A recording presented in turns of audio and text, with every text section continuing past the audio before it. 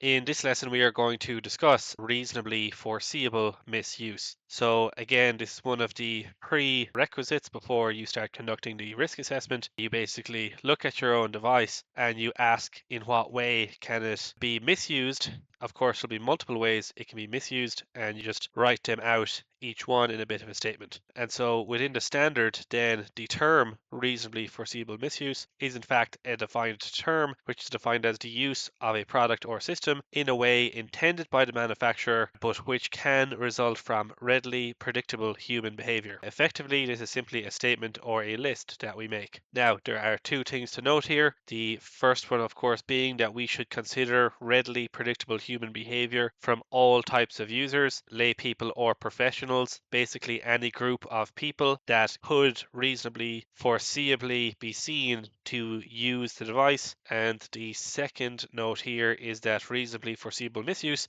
may be intentional or unintentional. Okay, and the next thing that we're going to do is we're going to look at the AED and ask what are the reasonably foreseeable ways in which it can be misused. So the first one that we will point out is improper pad placement. Another one would be use on a conscious patient. Failure to follow prompts, that is a big one.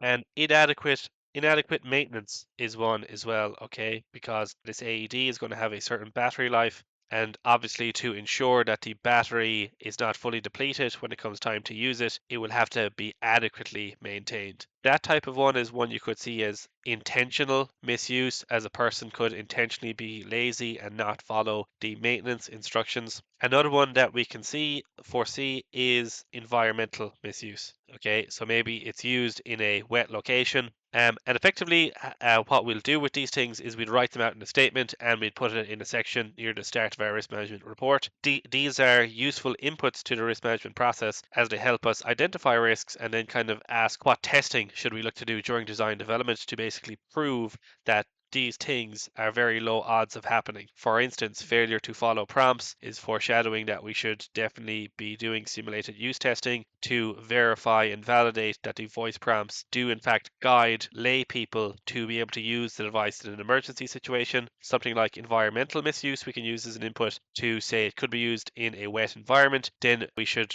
design our AED to have appropriate IP ratings, and then we'll test it to prove it has those IP ratings as a risk control measure, etc., etc. So those can be a great input to the risk management process. That's how they're intended to be used, and I will leave that lesson there, and I will see you in the next one.